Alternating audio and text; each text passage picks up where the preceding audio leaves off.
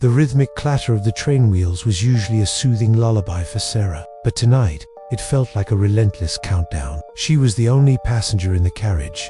The dim, flickering lights, casting long, dancing shadows that made the empty seats seem to writhe. The air was thick with the smell of old upholstery and something else, something metallic and faintly sweet, like blood. She tried to read, but her eyes kept darting to the dark windows, where her own reflection stared back, pale and anxious. The train lurched violently, throwing her against the armrest. A low, scraping sound echoed from the far end of the carriage, like something heavy being dragged across the floor. Sarah froze, her heart hammering against her ribs. It wasn't the usual train noises. This was different, deliberate. She strained her ears, hearing it again, closer this time, accompanied by a soft, wet squelch. Her breath hitched. She pulled her coat tighter, her gaze fixed on the connecting door at the end of the carriage. It was slightly ajar, a sliver of darkness beyond it.